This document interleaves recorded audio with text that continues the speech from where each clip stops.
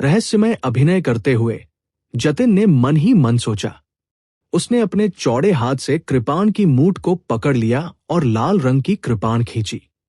फिर उसने अर्जुन देव की ओर देखा और चिल्लाया। तुरंत रक्त तरंगे बाहर निकल आई। जतिन ने जमीन से धक्का दिया और जमीन छोड़ दिया। ये ऐसा था जैसे वह एक बढ़ती रक्त लहर पर खड़ा था। अर्जुन देव ने ब्लड वेव कृपाण तकनीक को अंजाम दिया, जिसमें वे कुशल थे। जब वह इसे निष्पादित करता था तो प्रत्येक लहर पहले की तुलना में अधिक मजबूत होती थी। उस समय सिकंदर ने अर्जुन देव की ब्लड वेव कृपाण तकनीक की तारीफ की थी। अर्जुन देव ने कहा था कि अर्जुन देव को उनसे सही मायने में लड़ने के लिए 5 साल की जरूरत नहीं होगी। काका, अर्जुन देव का फिगर चमक उठा। अचानक एक गुंजमान कृपाण गुनगुना उठी, जैसे एक कीमती कृपाण अपनी म्यान से खींची जा रही हो। स्पष्ट और मधुर ध्वनि में एक सम्राट की अत्याचारी आभा भी थी। यदि कोई अर्जुन देव से परिचित होता तो उसे पता होता कि अर्जुन देव ने एक सम्राट की अपनी अत्याचारी आभा को संशोधित किया था और इसे अपने नए समझे गए कृपाण दांव में जोड़ा था। जतिन को लगा कि वह चीजें देख रहा है। उसने कृपाण को स्पष्ट रूप से देखा, लेकिन उसने एक कीमती कृपाण खींचे जाने की आवाज क्यों सुनी? कृपाण की हवा चली और अर्जुन देव बिजली की गति से आगे बढ़े। पुसी, जतिन ने पाया कि उसके सुरक्षात्मक स्वर्गीय ऋषि कानून टूट गए हैं और उसकी छाती पर युद्ध कवच पर एक आकर्षक कृपाण का निशान दिखाई दिया। उसे अपने सीने पर हल्की ठंडक महसूस हुई। कृपाण ने केवल उसका कवच तोड़ा था, लेकिन उस पर कोई घाव नहीं छोड़ा था। उसका दिल डर से पीला पड़ गया और उसने जल्दी से अपना कदम वापस ले लिया। वो मुड़ा और रक्त भेड़िए को लुढ़काया, ठीक समय पर अर्जुन देव को खोजने के लिए, जिसने उसके पीछे चक्कर लगाया था और उसे लात मारी थी। यह स्पष्ट रूप से एक पैर था, लेकिन इसने अर्जुन देव को नीचे से एक कृपाण प्रकाश के काटने का एहसास दिया। कृपाण का इरादा असीम था और कृपाण के गुनगुनाने की आवाज हवा में भर गई। अर्जुन देव लाल रंग की कृपाण को अपने हाथ में स्थिर रूप से पकड़ भी नहीं पा रहे थे। जब तक उसने किक को रोकने के लिए अपनी कृपाण घुमाई, तब तक उसे पता चला कि पहले ही बहुत देर हो चुकी थी। इस किक ने आसानी से उसके सुरक्षात्मक कानूनों को तोड़ दिया और उसके बाएं कंधे पर एक स्पष्ट कृपाण का निशान छोड़ दिया। पीछे हटना, पीछे हटना। यह बहुत अजीब था। जतिन जल्दी से पीछे हट गया। वह एक प्रतिवाद के साथ आने से पहले अर्जुन देव की चालों से खुद को परिचित करना चाहते थे। उसके पैरों के नीचे का खून का भेड़िया पीछे की ओर उड़ते हुए मंथन कर रहा था। हालांकि अर्जुन देव ने भी इसका अनुसरण किया। उसकी आकृति टिमटिमा रही थी और अद्वितीय कृपाण हर जगह दिखाई दिए। गुंजमान कृपाण गुनगुना कभी नहीं रुका। अर्जुन देव की हरकतें बहते पानी की तरह चिकनी थी, जो आग को भाती थी। हालांकि वे हत्या के इरादे से भरे हुए थे। 10 चालों के बाद जतिन के युद्ध कवच में बहुत अधिक घाव थे। हुआंग डांग ध्वनि के साथ ये टुकड़ों में बिखर गया। अर्जुन देव की आकृति फिर से चमक उठी और उन्होंने अपने शरीर को एक तरफ कर दिया और जतिन पर हमला किया। वह एक विशाल कृपाण की तरह था, अपने शरीर को ब्लेड के रूप में और अपने कंधे को टिप के रूप में उपयोग करते हुए जब वो ऊपर से नीचे काटा गया था। बैंड! जतिन के सामने स्वर्गीय ऋषि कानून की बाधा आसानी से आधे में टूट गई। ब्लड वेव कृपाण तकनीक ने जो रहस्यमय घटना पैदा की, वह भी पूरी तरह से बिखर गई। अर्जुन देव पीला पड़ गया और लड़खड़ाते हुए जमीन पर गिर गया। अर्जुन देव ते के साथ उतरे और उनके सामने खड़े हो गए। फिर उसने चुपचाप जतिन की ओर देखा। अर्जुन देव की निगाहें अंतरिक्ष में घुस गई और उनकी कृपाण आत्मा का अस्पष्ट रूप, जिसमें गड़गड़ाहट की अमर इच्छा थी, अर्जुन देव की निगाहों से बाहर निकल गई। उस पल में जतिन ने महसूस किया कि अनगिनत शक्तिशाली कृपाण उस पर उड़ रहे हैं। अगले ही पल उसे हजारों कृपाणों ने छेद दिया। बिना किसी पूरी लाश के मर गया। जतिन लगातार पीछे हटता रहा। वो लापरवाही से जमीन पर गिर गया और अपने क्षतिग्रस्त शरीर को छुआ। वो अचंभे में बुदबुदाया, क्या मैं नहीं मरा? मैं अभी भी कैसे जीवित हूं? यह दृश्य काफी हास्यपूर्ण था। दूसरों के लिए जतिन स्पष्ट रूप से पूरी तरह से ठीक खड़ा था। कुछ कदम पीछे हटने के बाद वो खुद से बुदबुदाया कि वो मर चुका है। अन्य 19 शिष्य सभी हंसने लगे। जतिन ने प्रतिक्रिया व्यक्त की। उसने अर्जुन देव की अंतिम नजर के बारे में सोचा। उस समय उसने वास्तव में सोचा था कि वह मर गया है। मृत्यु की वह भावना बहुत वास्तविक थी। कल्पनातीत, कल्पनातीत। जतिन ने खड़े होकर अर्जुन देव की ओर देखा। उन्हें लगा कि अर्जुन देव अथाह है, पूरी तरह से अथाह है। उन्होंने कहा, मैं तहे दिल से हार मानता हूं। जतिन की कृपाण तकनीक वास्तव में उल्लेख के लायक नहीं है। जतिन ने मुट्ठी बांधकर सलामी दी। अर्जुन देव की आंखों में देखने की हिम्मत नहीं हुई। उस अंतिम नजर में अपनी कृपाण आत्मा के अस्पष्ट रूप और गड़गड़ाहट की अमर इच्छा के अलावा अर्जुन देव ने किंग सम्राट की ड्राइंग द कृपाण पेंटिंग की कुछ तरकीबें भी अपनाई थी। लंबे समय तक ड्राइंग द कृपाण पेंटिंग का अध्ययन करने के बाद अर्जुन देव को कुछ हासिल हुआ था। अर्जुन देव ने इनमें से कुछ तकनीकों को कृपाण के रूप में वसीयत का उपयोग करने की अपनी समझ के साथ सरलता से मिला दिया था। भविष्य में जब वह महान पूर्णता पर पहुंच गया तो किसी को एक नजर से मारना कोई कल्पना नहीं होगी। अर्जुन देव का मूल इरादा दूसरे पक्ष को डराना नहीं था। जब उन्होंने जतिन के मौजूदा प्रदर्शन को देखा तो उन्हें लगा कि जतिन उनकी उम्मीदों पर खरे उतरे हैं। उन्होंने कहा, आप पहले से ही ऐसे व्यक्ति हैं जो एक बार मर गए थे। आप उस अंतिम नजर को ठीक से समझ सकते हैं। आपको निश्चित रूप से कुछ हासिल होगा। जतिन चुप रहा, गहरी सोच में प्रवेश कर रहा था क्योंकि उसने अर्जुन देव के अंतिम शब्दों पर ध्यान से विचार किया था। चंद्र प्रकाश ने उचित समय पर बात की। वह मुस्कुराया और कहा, अब और कौन अभी भी असंबद्ध है? बेझिझक वरिष्ठ भाई अर्जुन देव को कृपाण तकनीक में चुनौती दें। सभी ने सिर हिलाया। जतिन का अंत देखने के बाद अर्जुन देव से असहमत होने की हिम्मत कौन करेगा? चंद्र प्रकाश संतुष्टि से मुस्कुराया। फिर वो अर्जुन देव के पास गया और कुछ हद तक माफी मांगते हुए कहा, अर्जुन देव, ये असाधारण समय है। संप्रदाय के सभी किंग ग्रेड युद्धपोतों को स्टारी हेवन सिल्वर लेक में स्थानांतरित कर दिया गया है। हम किंग ग्रेड युद्धपोत को बाहर नहीं निकाल सकते। मेरे पास यहां एक मजबूत सेज ग्रेड युद्धपोत है। ये तारों वाले आकाश में यात्रा करने में सक्षम होना चाहिए। कोई जरूरत नहीं है। मेरे पास किंग ग्रेड का युद्धपोत है। अर्जुन देव ने अपना मुंह खोला और आकाश में एक विस्मयकारी किंग ग्रेड युद्धपोत दिखाई दिया जिस पर एक ब्लू ड्रैगन उकेरा गया था। इसने राजत्व की एक असीम और विशाल आभा दी। ड्रैगन गेट का युद्धपोत। ये वास्तव में ड्रैगन गेट का युद्धपोत है। किंवदंती है कि किंग सम्राट ने व्यक्तिगत रूप से इसे जाली बनाया था। ड्रैगन गेट का युद्धपोत राजाओं के बीच एक ड्रैगन है। जब तक सम्राट ग्रेड युद्धपोत प्रकट नहीं होता है तब तक ये सभी किंग ग्रेड युद्धपोतों को दबा सकता है। अब जब ड्रैगन गेट का युद्धपोत दिखाई देता है तो हम निश्चित रूप से विजयी होकर लौटने में सक्षम होंगे। उस समय ड्रैगन गेट का युद्धपोत उस जगह से होकर गुजरा बेजोड़ था। जब जूनियर्स के समूह ने ड्रैगन गेट के युद्धपोत को देखा तो वे सभी खुश हो गए। चंद्र प्रकाश को कुछ कहने की आवश्यकता के बिना वे तुरंत जहाज पर कूद गए और उत्साह से युद्धपोत को आकार दिया। किंग ग्रेड युद्धपोत के जूनियर्स को उच्च उत्साह में देखकर चंद्र प्रकाश कुछ असहाय होकर मुस्कुराए। उन्होंने अर्जुन देव से कहा, मैं इन जूनियर्स को आपके पास छोड़ दूंगा। मैं हाउटियन स्टार में आपकी खुशखबरी का इंतजार करूंगा।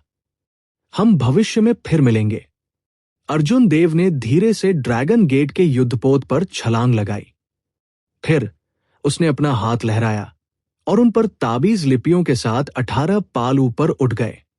पलक झपकते ही ड्रैगन गेट का युद्धपोत बादलों में उड़ गया। जिसमें ऊंची आकांक्षाओं से भरे जूनियर्स का एक समूह था, क्योंकि वे विशाल तारों वाले आकाश से यात्रा कर रहे थे। ब्रह्मांड असीम रूप से विशाल था। एक कृषक के दृष्टिकोण से मूल में कुनलुन क्षेत्र की तारा प्रणाली पहले से ही असीम रूप से विशाल थी। अंतरिक्ष समय के दांवों को समझे बिना ब्लू रोब सम्राट भी बाहर नहीं उड़ पाएगा।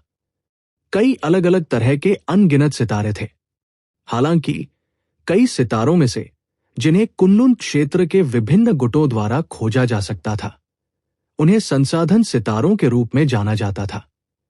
भले ही बुशन पैलेस एक बहुत बड़ा गुट था, लेकिन इसने कुनलुन क्षेत्र के आसपास तारों वाले डोमेन में सीमित संख्या में संसाधन सितारों को नियंत्रित किया, 10 से अधिक नहीं।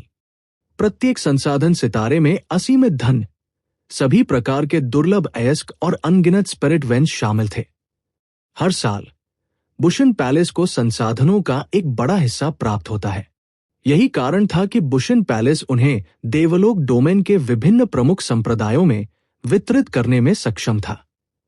10 संसाधन सितारों में से एक को खोना कुनलुन क्षेत्र के लिए एक बड़ा झटका होगा।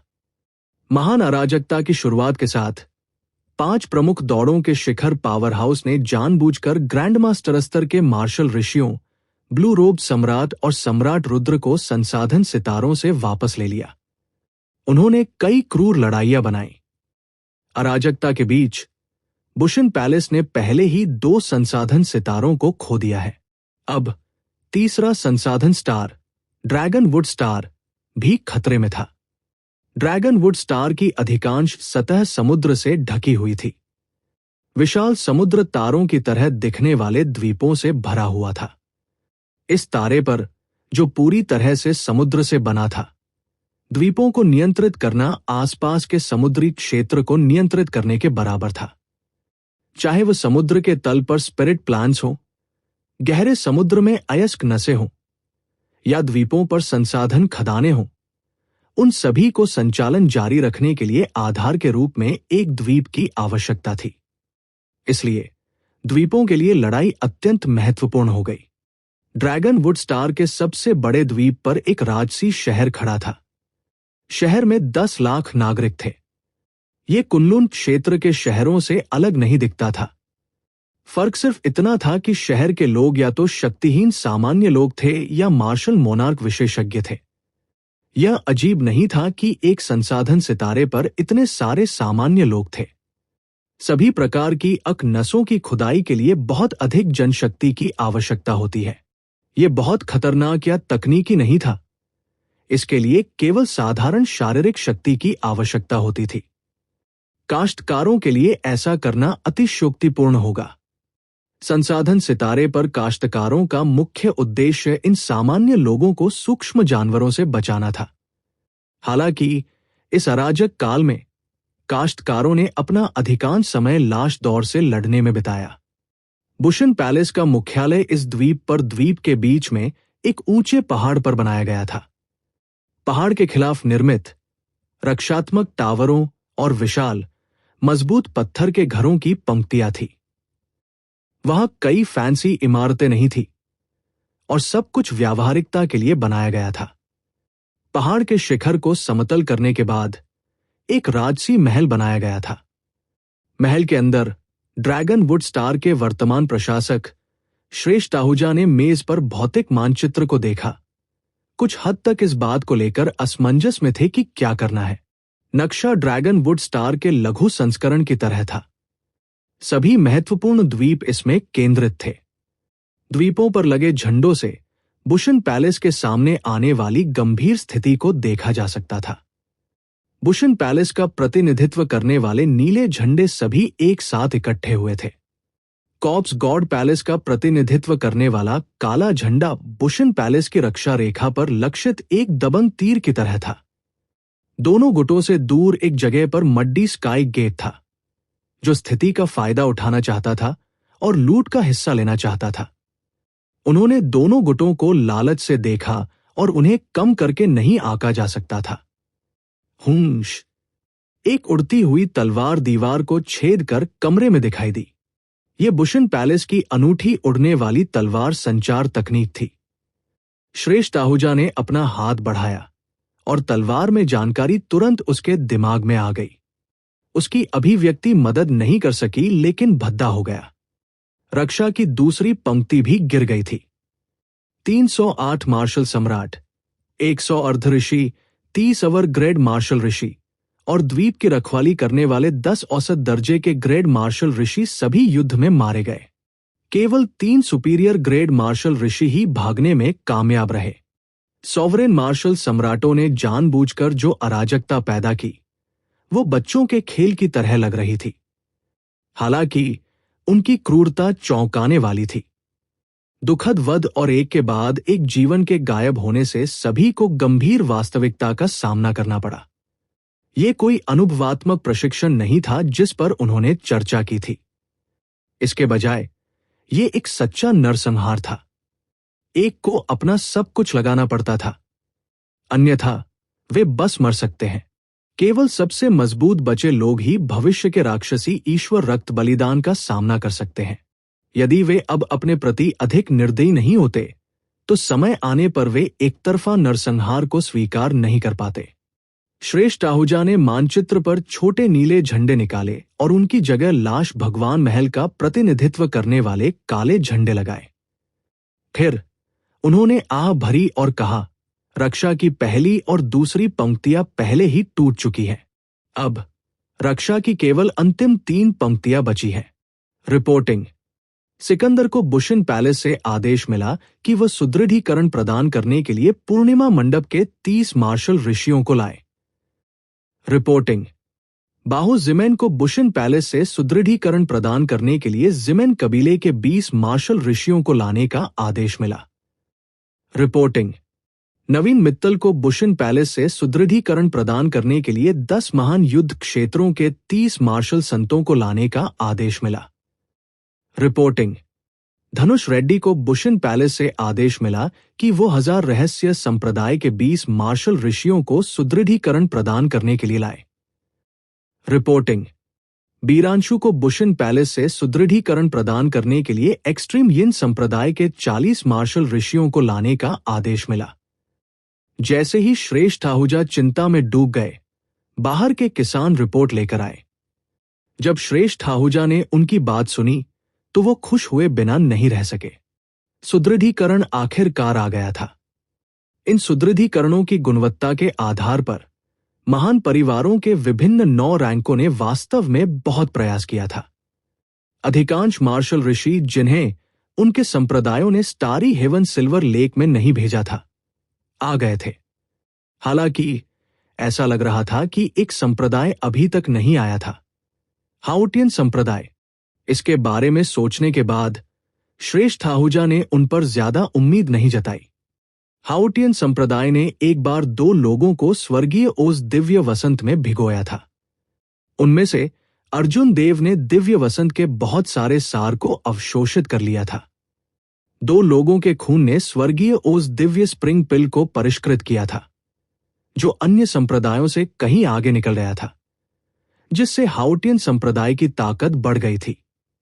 अब जब महान अराजकता शुरू हो गई थी, तो हाउटियन संप्रदाय के कुलीन मार्शल ऋषियों को स्टारी हेवन सिल्वर लेक में भेज दिया गया था।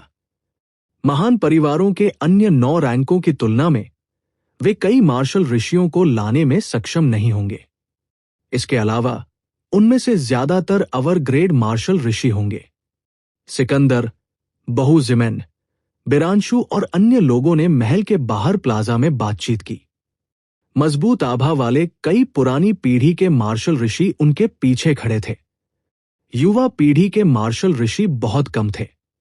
उनमें से मिडिल ग्रेड मार्शल सेज की कोई कमी नहीं थी। उनका नेतृत्व करने वाले 5 लोग अविश्वसनीय रूप से मजबूत थे। सभी के पास एक सुपीरियर ग्रेड मार्शल ऋषि की युद्ध क्षमता थी। महान अराजकता के बीच इन पूर्ण प्रतिभाओं ने बिजली की गति से सुधार किया। बिरांशु की दिव्य ऊर्जा सबसे भयावह थी। वह उन 6 लोगों में से एकमात्र था जिसने वसीयत को समझा था। वह एकमात्र राक्षसी प्रतिभा भी था जो स्टारी स्काई सिल्वर लेक गया था। वैसे भाई बिरांशु, क्या आप स्टारी स्काई सिल्वर लेक में नहीं थे? आपके पास सहायता प्रदान करने के लिए इस संसाधन ग्रह पर आने का समय क्यों है? क्या यह आपकी प्रतिभा की बर्बादी नहीं है? बाहु जिमेन ने बिरांशु से कुछ सम्मान से कहा। बेशक, बिरांशु की वर्तमान ताकत को देखते हुए वो वास्तव में ऐसी तारीफों के योग्य थे। सिकंदर और अन्य लोगों ने भी उत्सुकता से देखा। स्टारी स्काई सिल्वर लेक की लड़ाई सबसे तीव्र और खतरनाक थी। हालांकि वहां ताकत में वृद्धि भी सबसे तेज थी। बीरांशु ने कुछ भी नहीं छिपाया। वो मुस्कुराया और कहा, मुझे ये कहते हुए शर्म आ रही है। 1 महीने पहले मैं नवजात प्राचीन ट्रेंट रेस की एक प्रतिभा से गंभीर रूप से घायल हो गया था। सौभाग्य से मैं जीवित रहने में कामयाब रहा। ठीक होने के बाद मैं फिर से स्टारी स्काई सिल्वर लेक की ओर भागने के लिए तैयार हो गया। हालांकि मुझे सूचित किया गया था कि एक तारों वाला स्वर्ग तूफान आ रहा था। जल्द ही स्टारी स्काई सिल्वर लेक एक संघर्ष विराम में प्रवेश करेगी। संयोग से मुझे बुशन पैलेस से सुदृढ़ीकरण भेजने का आदेश मिला, इसलिए संप्रदाय ने मुझे इस ड्रैगन वुड स्टार के पास भेजा। बीरांशु के शब्द विनम्र लग रहे थे। हालांकि जब दूसरों ने उसकी ताकत देखी तो उन्होंने उसे कम आंकने की हिम्मत नहीं की। यहां तक कि अगर वे अपनी इच्छा का उपयोग नहीं करते हैं तो भी वे बिरांशु के लिए एक मैच नहीं होंगे। ऐसा लग रहा था कि बिरांशु ने वास्तव में स्टारी स्काई सिल्वर लेक में बहुत कुछ हासिल किया है।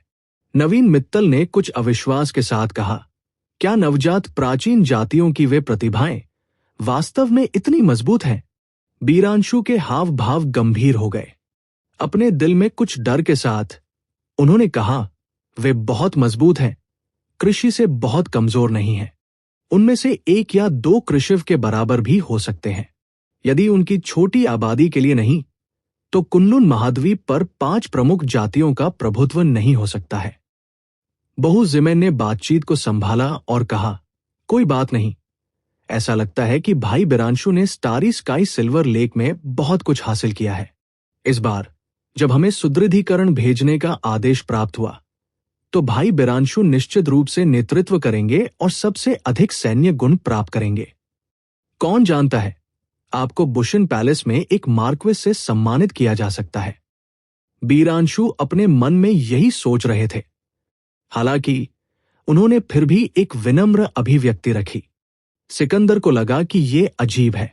उन्होंने कहा, मुझे आश्चर्य है कि हाउटियन संप्रदाय किस तरह के लोगों को भेजेगा।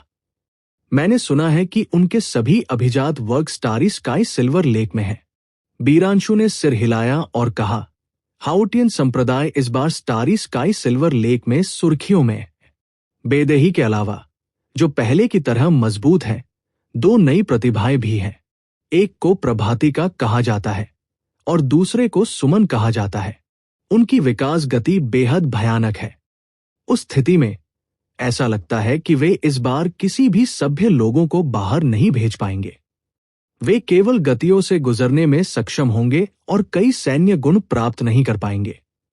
मुझे आश्चर्य है कि इस बार उनका नेतृत्व कौन करेगा। ये शायद संप्रदाय की पुरानी पीढ़ियों में से एक होगा। जैसे ही समूह ने बातचीत की, हाउटियन संप्रदाय की पहचान पदक पहने हुए मार्शल ऋषियों का एक समूह धीरे धीरे पहाड़ के शिखर पर प्लाजा में उतरा। हाउटियन संप्रदाय के लोग यहां हैं। वास्तव में वे सभी अवर श्रेणी के मार्शल ऋषि हैं। जब बीरांशु और अन्य लोगों ने लोगों के इस समूह की आभा को महसूस किया तो उन सभी में प्रत्याशा की अभिव्यक्ति हुई। हालांकि जब उन्होंने समूह का नेतृत्व करने वाले व्यक्ति का परिचित चेहरा देखा तो वे सभी चौंक गए। उन्हें इसकी बिल्कुल भी उम्मीद नहीं थी। अर्जुन देव। अप्रत्याशित रूप से ये वह है। अर्जुन देव ने ड्रैगन गेट के युद्धपोत को हटा दिया और जूनियर्स के साथ शिखर पर उतर गए। उन्होंने विभिन्न संप्रदायों के नेताओं से परिचित लोगों की उम्मीद नहीं की थी। धीरे से मुस्कुराते हुए अर्जुन देव ने आगे बढ़कर बीरांशु और अन्य लोगों को आकार दिया। उन्होंने कहा, हर कोई, हमें आखिरी बार मिले हुए काफी समय हो गया है। इनमें से 3 लोगों का अर्जुन देव से गहरा बैर था। नवीन मित्तल और बहू जिमेन ने एक बार साथ काम किया था, लेकिन अर्जुन देव को हराने में असमर्थ थे।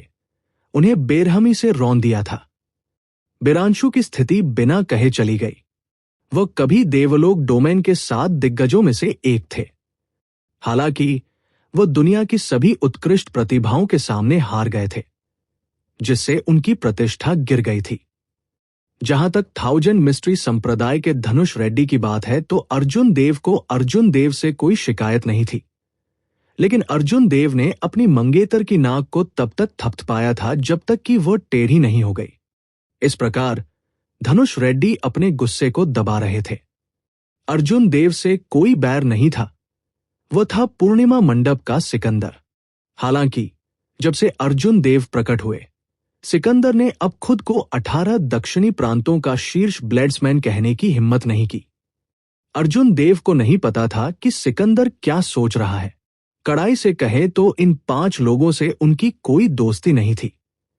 अवर ग्रेड मार्शल ऋषि, जब बिरांशु, नवीन मित्तल और बहू जिमेन ने अर्जुन देव की आभा को महसूस किया, तो उन्होंने अजीब नजरों का आदान प्रदान किया। वे उत्साहित महसूस करने में मदद नहीं कर सके। ऐसा लग रहा था कि अर्जुन देव के 2 साल तक फंसे रहने की खबर सच हो सकती है, वरना अर्जुन देव की साधना में जरा भी सुधार कैसे नहीं हो पाता। आखिरकार इस युग में अगर कोई 1 साल तक नहीं सुधरता है तो वह बहुत पीछे रह जाएगा। तीनों में से नवीन मित्तल की खेती सबसे कम थी। हालांकि वह पहले से ही एक मेडियल ग्रेड मार्शल ऋषि थे। बीरांशु और भी अविश्वसनीय थे, पहले से ही एक शिखर मेडियल ग्रेड मार्शल ऋषि। उनका युद्ध कौशल एक नियमित सुपीरियर ग्रेड मार्शल सेट से कहीं अधिक था। भाई अर्जुन देव, वास्तव में बहुत समय हो गया है। तीनों ने अपनी आवाज सुनाई और कुछ देर चर्चा की। उसके बाद उन्होंने अर्जुन देव को परखने के लिए बहू जिमेन को बाहर भेजने का फैसला किया। बहू जिमेन गर्मजोशी भरे भाव से आगे बढ़ी। उसने अपना हाथ बढ़ाया और उसके हाथ में लॉ एनर्जी के तार इकट्ठे हो गए। फिर उन्होंने धीरे से अर्जुन देव के कंधे को थपथपाया। जो लोग नहीं जानते थे वे सोचेंगे कि दोनों अच्छे दोस्त थे जिन्होंने कई सालों से एक दूसरे को नहीं देखा था। अर्जुन देव के हाव भाव जस के तस ही रहे। उसने इसके बारे में ज्यादा नहीं सोचा। उसने अपना हाथ बढ़ाया और बहू जिमेन के कंधे को भी थपथपाया। ये एक साधारण जांच थी, लेकिन ये पहाड़ी धार की तरह तीव्र थी। दोनों पक्षों ने अपने सबसे शक्तिशाली तरीकों का इस्तेमाल किया। बहू जिमेन ने अपने शरीर में 500 स्वर्गीय ऋषि कानूनों को स्वर्गीय बाघ की छवि में बदल दिया। फिर उन्होंने उन्हें एक साथ मिलाने के लिए एक गुप्त तकनीक का इस्तेमाल किया, जिससे सच्ची स्वर्गीय टाइगर ऊर्जा का निर्माण हुआ। यहां तक कि एक अविनाशी लौह पुरुष भी बहू जिमेन की एक कोमल थपथपा के साथ चकनाचूर हो जाएगा। हालांकि अर्जुन देव ने अपनी 1500 टन वाइटल क्यूई को जला दिया। शुद्ध ऊर्जा उसके शरीर के माध्यम से स्वर ड्रैगन की तरह उड़ रही थी। उनका वाइटल क्यूई तुरंत 2500 टन वाइटल क्यूई तक पहुंच गया, आधा ड्रैगन फोर्स। दोनों ने एक ही समय में एक दूसरे के कंधों पर हाथ रखा। अर्जुन देव का मजबूत रैंक 3 ऋषि शरीर पहाड़ की तरह अचल था, लंबा खड़ा था। हालांकि बहू जिमेन एक प्लॉप के साथ एक घुटने पर गिर गया। उसका रंग पीला और रक्तहीन था। 2 साल हो गए हैं। भाई जिमेन, इतना विनम्र होने की कोई आवश्यकता नहीं है। अर्जुन देव मंद मंद मुस्कुराए और हाथ उठाया। बहू जिमेन, जो विरोध करने की पूरी कोशिश कर रहा था, ने महसूस किया कि उसका कंधा ढीला हो गया है। वह अब अपने चार्ज के बल को नियंत्रित नहीं कर सकता था और वह वापस उड़ गया। बहू जिमेन जल्दी में उतरा। जैसे ही वो कुछ कहने ही वाला था, उसका बायां पैर, जिसे अर्जुन देव ने उसके कंधे पर थपथपाया था, लंगड़ा हो गया और वह दयनीय अवस्था में जमीन पर गिर गया। जब नवीन मित्तल ने यह दृश्य देखा तो वो खुशी मनाए बिना नहीं रह सके। इससे पहले वो बढ़त लेना चाहते थे, लेकिन बहू जिमेन ने उसे छीन लिया। सौभाग्य से उसने इस पर लड़ाई नहीं की थी। अन्यथा वो सबके सामने खुद को शर्मिंदा करेगा। बहू जिमेन ने जांच की और पाया कि कोई बड़ी समस्या नहीं थी। हालांकि अर्जुन देव के पहले के हमले ने क्यूई को अवरुद्ध कर दिया था और उनके घुटनों में खून था। जब वह जल्दी में उतरा तो उसने अपना संतुलन खो दिया और स्वाभाविक रूप से गिर गया। जैसे ही बहू जिमेन को गुस्सा आने वाला था, बीरांशु ने उसे रोक दिया। बीरांशु आगे बढ़े। उसका सुंदर चेहरा शांत और सहज दिखाई दे रहा था। वह मुस्कुराया और कहा, भाई जियो, 2 साल तक आपको न देखने के बाद आप अभी भी पहले की तरह ही सुंदर हैं। क्या आप मुझे फिर से कुछ संकेत देने के लिए तैयार होंगे? अर्जुन देव की ओर देखते हुए बीरांशु की आंखें असीम आत्मविश्वास से भर गई। चुपचाप अर्जुन देव के उत्तर का इंतजार कर रही थी। स्टारी हेवन सिल्वर लेक में लड़ाई के बाद बीरांशु की ताकत अब पहले जैसी नहीं रही। इसके अलावा अर्जुन देव अब केवल एक हीन श्रेणी के मार्शल ऋषि थे। वो अर्जुन देव को जरूर दबा सकते थे। बीरांशु को अभी भी उस समय की शिकायत याद है। अगर उसने अब बदला नहीं लिया तो वो कब करेगा? रुके, एक बड़ा शत्रु हमारे सामने है और तुम अभी भी आपस में लड़ रहे हो। क्या घोटाला है? यदि आप श्रेष्ठता के लिए लड़ना चाहते हैं तो यदि आप सक्षम हैं तो जाएं और सैन्य गुणों के लिए लड़े। यहां अहंकारी होने का क्या मतलब है? श्रेष्ठ आहूजा ने उग्र रूप से कहा और वो मजबूत मार्शल ऋषियों के एक समूह को भव्य तरीके से महल से बाहर ले गया। श्रेष्ठ आहूजा केवल एक सुपीरियर ग्रेड मार्शल ऋषि थे। हालांकि उन्होंने बुशिन पैलेस में एक उच्च पद पर कब्जा किया, मार्क्विस की उपाधि से सम्मानित किया। उनकी हैसियत उनसे भी ऊंची थी।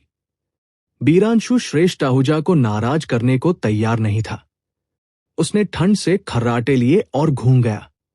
अर्जुन देव बीरांशु को नजरअंदाज करते हुए खुश और निश्चिंत थे। 2 साल पहले ही उन्होंने बीरांशु के साथ हवा की तरह व्यवहार किया था। अब वो उसकी परवाह क्यों करेगा? ये एक हाथी को चिढ़ाने वाली चींटी की तरह था। चींटी खुद से बहुत खुश थी, न जाने कि वो क्या कर रही है। ये बेहद हास्यास्पद था। श्रेष्ठ आहूजा की अभिव्यक्ति गंभीर हो गई क्योंकि उसने नाम पुकारे सुदृढ़ीकरण को 3 समूहों में विभाजित कर दिया। एक समूह में अर्जुन देव और सिकंदर थे, दूसरे में बीरांशु और बाहो जिमेन थे और दूसरे में धनुष रेड्डी और नवीन मित्तल थे। उसके बाद श्रेष्ठ आहूजा ने सभी को मिलिट्री मेरिट मेडल सौंपा जब तक वे एक लाश दौड़ साधक को मार डालते हैं। चाहे वह राक्षसी लाश हो या लाश दौड़ की खेती करने वाला, उनके पास सैन्य योग्यता पदक पर उनकी आभा अंकित होगी। जब वे लौटते थे तो वे सत्यापन के लिए किसी को पदक सौंपते थे। इस तरह हर किसी की सैन्य खूबियों की गणना करना आसान होगा।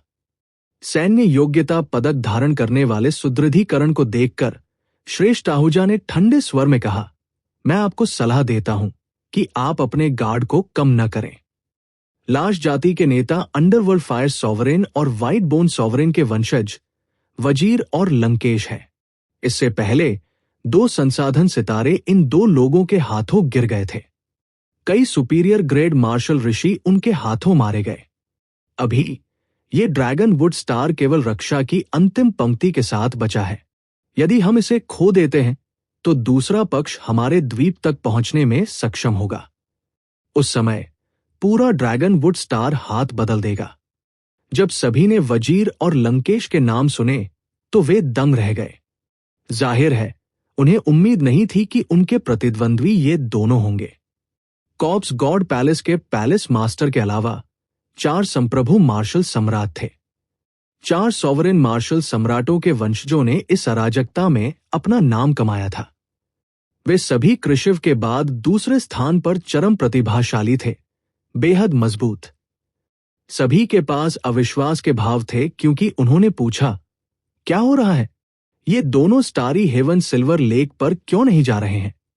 लेकिन यहां यह विशेष रूप से आत्मसंतुष्ट बीरांशु के लिए था। वो तुरंत हार गया।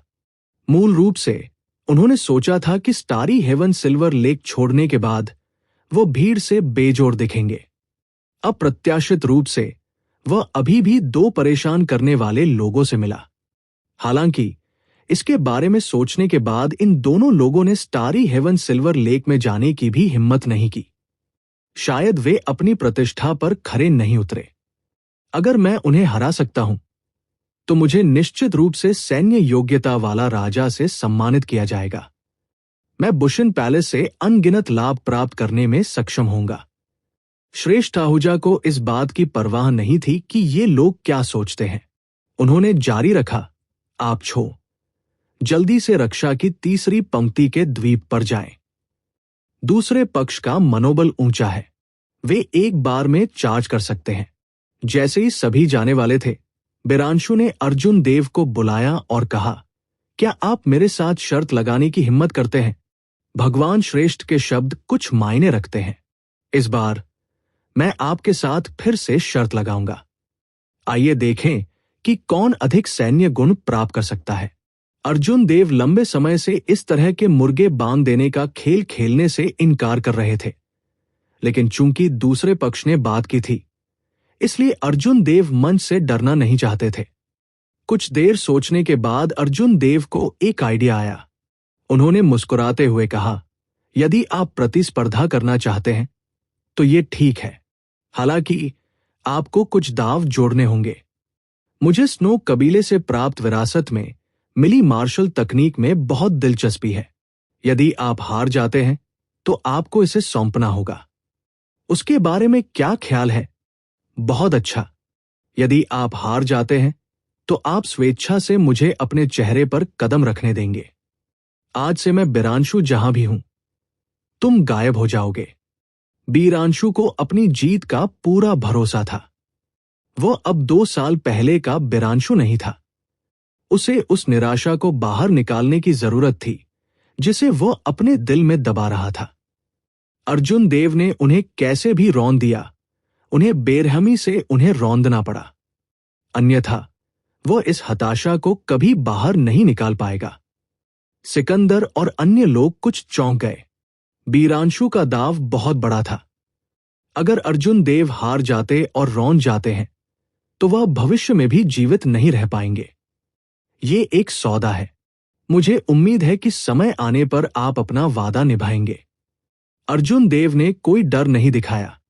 उसने अपना हाथ लहराया और हाउटियन संप्रदाय के शिष्यों को दूर ले गया।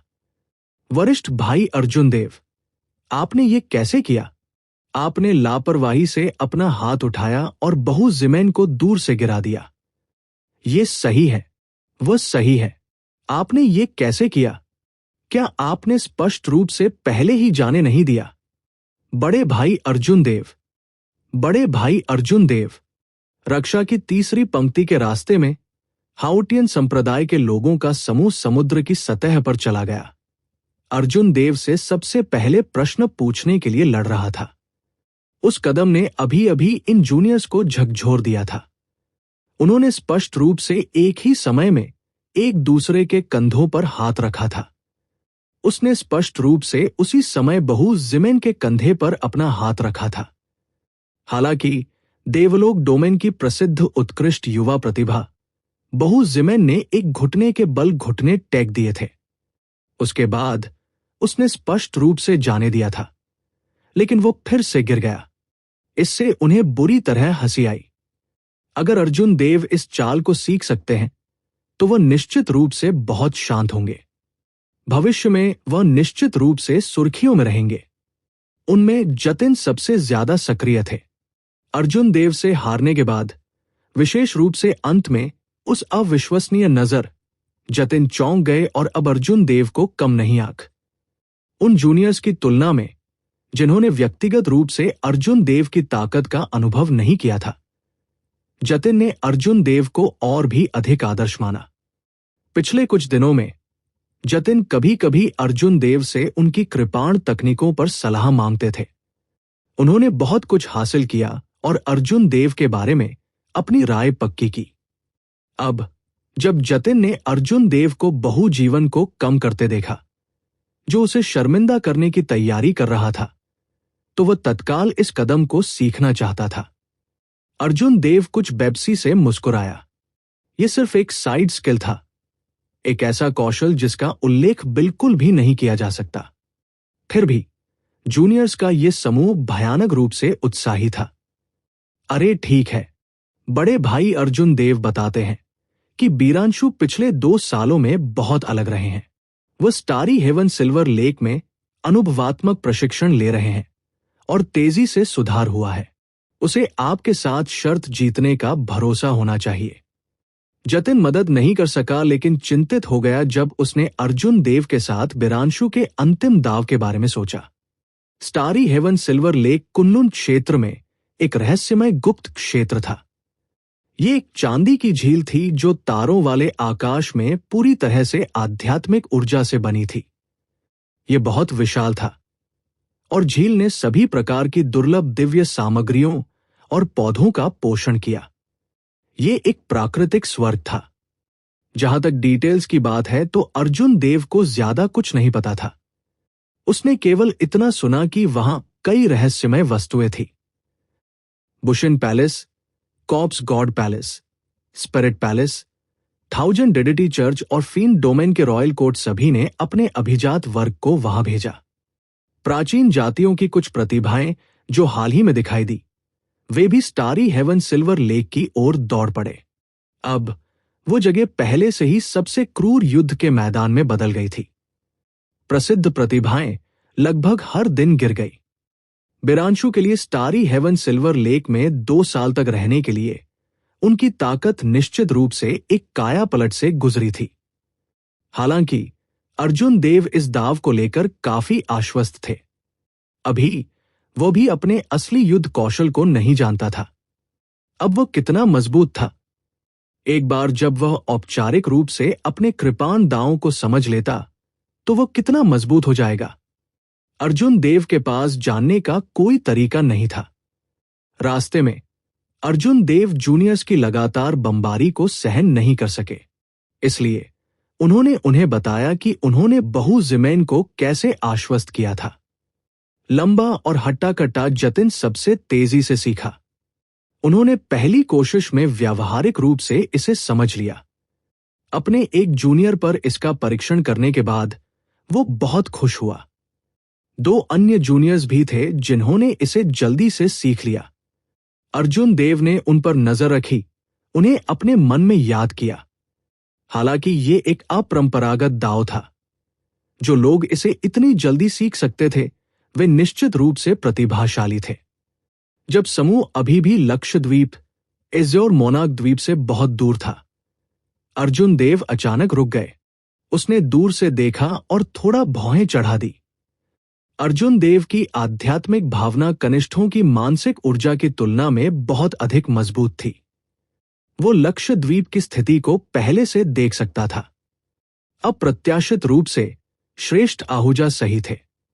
रक्षा की तीसरी पंक्ति का गठन करने वाले 3 द्वीपों पर वास्तव में हमला किया गया था। बड़े भाई, क्या गलत है? जतिन ने जल्दी से पूछा कि जब उन्हें अर्जुन देव के हाव भाव में कुछ गड़बड़ नजर आई।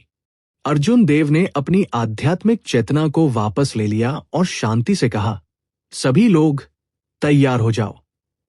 लड़ाई शुरू होने वाली है। 20 जूनियर्स पहले तो दंग रह गए, फिर उनका खून बह गया। उन्हें बिल्कुल भी घबराहट महसूस नहीं हुई। उनकी नजर में यह सैन्य योग्यता हासिल करने और अपना नाम बनाने का एक अच्छा अवसर था। अर्जुन देव ने दिल में सिर हिलाया। हालांकि उन्होंने उनका पर्दाफाश नहीं किया। उन्होंने निर्देश दिया, जतिन, जियान देव और फरहा लियू, आप तीनों नेतृत्व करते हैं। ये तीनों ऐसे जूनियर थे जिनके बारे में अर्जुन देव बहुत सोचते थे। इसमें 2 पुरुष और एक महिला थी। जियान देव का पूरा नाम जियानर हेमा था। जब उन्होंने अर्जुन देव के निर्देशों को सुना तो वे उत्साह से लोगों के समूह को आकाश में ले गए, तेजी से एज़्योर मोनाक द्वीप की ओर उड़ गए। अर्जुन देव पानी पर बिना किसी देरी के चल रहे थे। उसके कदम बड़े नहीं लग रहे थे। हालांकि जब उसने अपना पैर उठाया तो पानी बंद हो गया। जब अर्जुन देव ने एक कदम उठाया तो उनके पीछे पानी पर एक लंबा निशान दिखाई दिया। ऐसा लग रहा था जैसे इसे कृपाण द्वारा उकेरा गया हो। अर्जुन देव की गति आकाश में जूनियर्स की गति से धीमी नहीं थी। उसने जानबूझकर अपनी गति को दबा दिया, खुद को जूनियर्स से 5 किलोमीटर पीछे रखा, न अधिक और न कम। कुछ समय बाद अर्जुन देव की दृष्टि में अज्योर मोनाक द्वीप प्रकट हुआ। सामने से भीषण लड़ाई की आवाजें आ रही थी। लहरें मुठीन और युद्ध की चीखें आकाश को हिला दी। जब द्वीप की रखवाली करने वाले काश्तकारों ने 20 अवर श्रेणी के मार्शल संतों को उड़ते देखा तो वे सभी आनंदित हुए। अर्जुन देव ने जमीन से धक्का दिया और हवा में ही रह गया, कोई हरकत नहीं की। इसके बजाय उन्होंने नीचे की लड़ाई को ध्यान से देखा। सूक्ष्म जानवरों से परिष्कृत राक्षसी लाशें पानी से बाहर रेंगने लगी और मानव कृषकों से भिड़ गई। समुद्र पर लड़ने वाले मानव काश्तकारों में सबसे कमजोर एक सुपीरियर ग्रेड मार्शल मोनाक था। संख्या के मामले में उनकी संख्या कॉर्प्स रेस काश्तकारों से कहीं अधिक थी। 100 से अधिक सच्चे कॉर्प्स रेस कल्टिवेटर नहीं थे। हालांकि बड़ी संख्या में राक्षसी लाशों को उन्होंने बुलाया था, जिससे लाश जाति को एक संख्यात्मक लाभ मिला। अर्जुन देव ने सोने से जड़े काले वस्त्र पहने एक लाश जाति के बूढ़े व्यक्ति को देखा। यह बूढ़ा आदमी छोटा और पतला था और उसकी मन की आंखों में एक भयावह ऊर्जा बिखेर रही थी। इस बूढ़े व्यक्ति ने मानव काश्तकारों के एक सुपीरियर ग्रेड मार्शल ऋषि को वापस रखने के लिए 3 अंडरवर्ल्ड फायर डेमोनिक लाशों को नियंत्रित किया। इसके अलावा यह बूढ़ा आदमी मानव कृषकों को मारने का समय निकाल सकता है। जब उसने हमला किया तो मौत क्यूई उसके पूरे शरीर में फैल गई। कोई भी उसके साथ एक भी आदान प्रदान नहीं कर सकता था। अप्रत्याशित रूप से यह बूढ़ा व्यक्ति लाश जाति का एक सुपीरियर ग्रेड मार्शल ऋषि था। इसके अलावा उनकी खेती बहुत अधिक थी। अर्जुन देव ने द्वीप पर इमारतों को देखा। अपनी आध्यात्मिक भावना का उपयोग करते हुए उन्होंने महसूस किया कि द्वीप पर एक मजबूत बल होना चाहिए जिसका अभी तक उपयोग नहीं किया गया था। उनमें से 2 सुपीरियर ग्रेड मार्शल ऋषियों की आभा थी। अर्जुन देव ने दूर से देखा और बुदबुदाया, क्या वे किसी चीज से पहरा दे रहे हैं? हाउटियन संप्रदाय के 20 अवर ग्रेड मार्शल ऋषियों के मैदान में शामिल होने के बाद कॉर्प्स रेस के काश्तकारों का मनोबल तुरंत बढ़ गया। ये विशेष रूप से जतिन, जियान देव और फराह लियू के पतले बूढ़े आदमी में देरी के बाद था। स्थिति और भी बेहतर हो गई। अर्जुन देव मदद नहीं कर सके लेकिन अपना सिर थोड़ा हिलाया। उन्होंने कहा, ये तीनों लोग बहुत घमंडी हैं। उस मानव सुपीरियर ग्रेड मार्शल सेज को अंडरवर्ल्ड फायर डेमोनिक लाशों में देरी करने में मदद करने के बजाय वे यहां दूसरे पार्टी के नेता से निपटने के लिए आए थे। एक नवजात बछड़ा बाघ से नहीं डरता, ऐसी स्थिति का एक आदर्श उदाहरण था। यदि कोई पीड़ित नहीं होता तो वह आज्ञाकारी होना नहीं सीखता। वास्तव में कुछ ही समय बाद जतिन, जो योग्यता हासिल करने के लिए उत्सुक था, एक शानदार उद्घाटन के लिए गिर गया जिसे पतले बूढ़े व्यक्ति ने जानबूझकर प्रकट किया। लापरवाही के एक पल में जतिन को उसके सीने पर हथेली का प्रहार हुआ। पतले बूढ़े आदमी के पास दयालु दिल नहीं था। उसने तुरंत एक कौर काले खून की उल्टी की और गंभीर रूप से घायल हो गया। अस्थायी रूप से अपनी लड़ाकू क्षमता खो दी। तीनों के संयुक्त हमले टूट गए। अन्य 2 एक के बाद एक घायल होने से पहले लंबे समय तक नहीं टिके थे। पतले बूढ़े व्यक्ति ने अपने समृद्ध युद्ध अनुभव का प्रदर्शन किया। उन्होंने इन 3 जूनियर्स को असाधारण युद्ध कौशल से हराने के लिए सबसे छोटी कीमत का इस्तेमाल किया। वो अजीब तरह से हंसा और उन्हें मारने ही वाला था कि अचानक कोई बाहर कूद गया और उसे ब्लॉक कर दिया। ये पता चला कि ये व्यक्ति विचलित हो गया था। मानव सुपीरियर ग्रेड मार्शल ऋषि, जिसे 3 अंडरवर्ल्ड फायर डेमोनिक लाशों द्वारा देरी की गई थी, आखिरकार खुद को निकालने में कामयाब रहा। तलवार आकाश से उतरी, जिसमें लॉ एनर्जी उतरी हुई थी क्योंकि वो बूढ़े आदमी के सिर पर कट गई थी। पतला बूढ़ा चौंक गया और जल्दी से पीछे हट गया। जब तलवार की रोशनी पानी पर गिरी तो उसने बड़ी लहरें उठीं। सदमे की लहरों से प्रभावित कुछ राक्षसी लाशें तुरंत बिखर गई।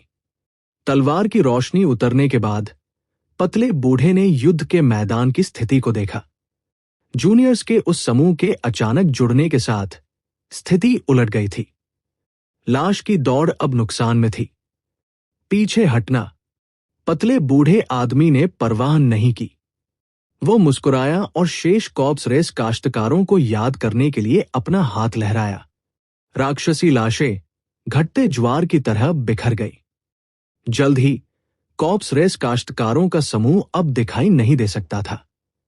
मानव सुपीरियर ग्रेड मार्शल ऋषि ने उन लोगों को रोक दिया जो पीछा करना चाहते थे। फिर वह कमजोर जतिन और अन्य दो के पास गया और मुस्कुराया। आपको सुप्रीम स्काई संप्रदाय का सुदृढ़ीकरण होना चाहिए। आप वास्तव में बोल्ड हैं। वह पहले का पतला बूढ़ा व्यक्ति लाश जाति ब्लैक स्टोन ओल्ड रेवेनेंट का एक प्रसिद्ध विशेषज्ञ था। यहां तक कि हम बूढ़े साथियों ने भी अकेले उससे लड़ने की हिम्मत नहीं की। जतिन के 3 लोगों के समूह को कुछ शर्मिंदगी महसूस हुई। उन्होंने अपनी चोटों को दबा दिया और मुट्ठी भर की सलामी दी। बहुत धन्यवाद वरिष्ठ, हमारी जान बचाने के लिए। तलवार चलाने वाला बूढ़ा काफी स्पष्टवादी था। उन्होंने मुस्कुराते हुए कहा, युद्ध के मैदान में जान बचाने जैसी कोई चीज नहीं है। यदि आप नहीं होते तो मैं इतनी जल्दी 3 अंडरवर्ल्ड फायर राक्षसी लाशों के घेरे से बच नहीं पाता। यह सही है, मैं आपके नेता को क्यों नहीं देखता? तीनों दंग रह गए और चारों ओर देखने लगे। वे मदद नहीं कर सकते थे, लेकिन इसे अजीब लग रहा था। वो पहले हमारा पीछा कर रहा था, अब हम उसे कैसे नहीं देख सकते? बूढ़ा आदमी मदद नहीं कर सका, लेकिन थोड़ा भौहें चढ़ा दी। वो मुड़ा और उस दिशा में देखा जो ब्लैक स्टोन ओल्ड रेवेनेंट के समूह ने ली थी। ब्लैक स्टोन ओल्ड रेवेनेंट का समूह पीछे हट गया। जब उसने अपनी कमर पर सैन्य योग्यता पदक पर नई खोपड़ी देखी तो उसका पतला बूढ़ा चेहरा मुस्कान से भर गया। इस चुपके हमले में ब्लैक स्टोन ओल्ड रेवेनेंट ने 100 से अधिक मानव काश्तकारों को मार डाला था। वे सभी अर्धऋषि और उससे ऊपर थे। उनमें से उत्कृष्ट सैन्य योग्यता वाले 5 अवर ग्रेड मार्शल ऋषि भी थे। एकमात्र दुर्भाग्यपूर्ण बात यह थी कि तीनों जूनियर भागने में सफल रहे थे। अन्य कॉर्प्स रेस काश्तकारों का मनोबल भी ऊंचा था। मरने वाले अधिकांश लाश जाति के किसान राक्षसी लाशें थे। उनके अपने में से बहुत से लोग नहीं मरे। इसे एक बड़ी सफलता कहा जा सकता है। सैन्य गुण प्राप्त करना वास्तव में आसान है। 2 संप्रभु मार्शल सम्राटों वेई हुआ और लॉन्गफी के वंशजों का अनुसरण करना अच्छा है। ये लंबे समय से पहले नहीं होगा जब ये ड्रैगन वुड स्टार हमारी लाश दौड़ से संबंधित होगा। उस समय बहुत सारे लाभ होंगे। लोगों का समूह उच्च आत्माओं में था। उनमें से किसी को भी अभी अभी आए सुदृढ़ीकरण की परवाह नहीं थी। वे इस बारे में आलस्य से बात कर रहे थे कि ड्रैगन वुड स्टार पर विजय प्राप्त करने के बाद क्या होगा। अचानक ब्लैक स्टोन ओल्ड रेवेनेंट रुक गया। एक सफेद आकृति सूरज की रोशनी में शांति से खड़ी थी। उसके हाथ उसकी पीठ के पीछे बंधे हुए थे। ये अज्ञात था कि वो कितने समय से इंतजार कर रहा था। ब्लैक स्टोन ओल्ड रेवेनेंट ने ठंडे स्वर में कहा, "ये कौन है? क्या आप जीने से थक गए हैं? तुमने हमारा रास्ता रोकने की भी हिम्मत की। वे लोग जो तुम्हें मार डालेंगे।" सफेद सिलहुट चमक उठा और एक अद्वितीय कृपाण के बिना म्यान होने की आवाज समुद्र की सतह पर सुनाई दी। पानी के स्तंभ आकाश में ऊपर उठे और लहरें खूबसूरती से खिल उठीं। उसे मार डालो। एक हीन ग्रेड मार्शल ऋषि होने के बावजूद उनका स्वर भयावह रूप से अहंकारी था। ब्लैक स्टोन ओल्ड रेवेनेंट ने अपना हाथ लहराया। लाश दौड़ के 3 अवर श्रेणी के मार्शल ऋषि बाहर कूद गए। एक आकस्मिक लहर के साथ कुछ सूक्ष्म जानवर राक्षसी लाशें पानी से बाहर कूद गई और खुद को अर्जुन देव पर लॉन्च कर दिया। मछली के आकार का सूक्ष्म जानवर जब वह जीवित था तब रैंक एक सूक्ष्म जानवर था। लाश दौड़ ने इसे बदलने के बाद ये एक साधारण अवर ग्रेड मार्शल ऋषि जितना मजबूत था। सबसे महत्वपूर्ण बात यह थी कि उनमें से कई थे। इसके अलावा उन्हें दर्द महसूस नहीं हुआ। नियमित काश्तकारों को उनका सामना करने में परेशानी होगी। लाश जाति के 3 अवर श्रेणी के मार्शल ऋषि भी भयावह रूप से मुस्कुराए। आमतौर पर वे इस सूक्ष्म जानवर राक्षसी लाश पर भरोसा करते थे। आमतौर पर वे इन सूक्ष्म जानवर राक्षसी लाशों पर भरोसा करते थे। इस ड्रैगनवुड स्टार पर एक ही खेती के मार्शल ऋषि उनके लिए एक मैच नहीं होंगे। इन सूक्ष्म पशु राक्षसी लाशों द्वारा अर्जुन देव की विलंब की छवि उनके मन में पहले से ही उभर चुकी थी। फिर वे अर्जुन देव को मौत के घाट उतार देंगे। यदि उसका शरीर अच्छा होता और उसे राक्षसी लाश में परिष्कृत किया जाता तो उसकी ताकत में और सुधार होता। काका, इससे पहले कि ब्लैक स्टोन ओल्ड रेवेनेंट चौंक पाता, उन्होंने अर्जुन देव को उड़ते हुए देखा। वो कृपाण हवा की तरह था। सामान्य रूप से अजय सूक्ष्म जानवर राक्षसी लाशें एक पल भी नहीं टिकी। इससे पहले कि कृपाण की हवा ने उन्हें टुकड़ों में फाड़ दिया, पूरी तरह से अपंग हो गए। ब्लैक स्टोन ओल्ड रेवेनेंट की आंखों में सदमा दिखाई दिया। वो उठा और आगे बढ़ा। उसी समय वह चिल्लाया, पीछे हटो, जल्दी से तितर बितर हो जाओ। हालांकि अब जाने का कोई मौका नहीं था। अर्जुन देव का फिगर टिमटिमा गया और उन्होंने लात मारी। एक देदीप्यमान कृपाण प्रकाश जल उठा और दाई ओर अवर ग्रेड मार्शल ऋषि का तुरंत सिर काट दिया गया। एक पूर्ण लाश के बिना मर गया। शेष 2 को डर दिया गया और जल्दी से पीछे हट गए। हालांकि उन्होंने देखा कि उन दोनों के बीच एक सफेद आकृति गुजर रही है। अर्जुन देव के पीछे कृपाण की हवा 2 भागों में बंट गई। पुसी ध्वनि के साथ बैंगनी बिजली टिमटिमा रही थी। कृपाण हवा ने 2 कॉर्प्स रेस काश्तकारों को आधे में विभाजित कर दिया और हर जगह खून बह गया। जब अर्जुन देव ने ऊपर देखा तो उन्होंने ब्लैक स्टोन ओल्ड रेवेनेंट को मदद के लिए दौड़ते हुए देखा। जब उन्होंने ओल्ड रेवेनेंट के चेहरे पर चौंकाने वाले भाव देखे तो अर्जुन देव मंद मंद मुस्कुराए। उसने अपनी दाहिनी मुट्ठी भींच ली और मुक्का मारा। ब्लू ड्रैगन समुद्र में जाता है। पानी का एक विशाल स्तंभ आकाश में उड़ गया। असीम कृपाण क्यूई हर जगह उड़ गया क्योंकि अर्जुन देव पानी से बाहर कूद गए। ब्लैक स्टोन ओल्ड रेवेनेंट की नजर में अर्जुन देव कभी अजगर, कभी कृपाण और कभी नाजुक सफेद वस्त्र वाले कल्टिवेटर थे। अर्जुन देव की तीक्ष्णता सैकड़ों बार बदली, अथाह थी। हालांकि ये वही रहा, तेज, अनब्लॉकेबल, अदम्य इच्छा शक्ति के साथ आगे बढ़ रहा था। मौत QE black stone old revenant के शरीर में जमा हो गई। उसने अपनी 10 अंगुलियों को हिलाया और अर्जुन देव की कुछ अजीब मुट्ठी की रोशनी पर 2 हथेलियां खींची। प्राचीन अंडरवर्ल्ड रिवर वेव पाम। उसी पल में हवाएं और बादल बदल गए। एक विशाल घूमती काली गेंद दिखाई दी और एक बहती अंडरवर्ल्ड नदी में बदल गई। लहरें उछलती थी। हजारों परतें बन गई क्योंकि वे अर्जुन देव की ओर बढ़ रही थी। घोस्ट रेस और कॉर्प्स रेस दोनों ने डेथ दांव की खेती की।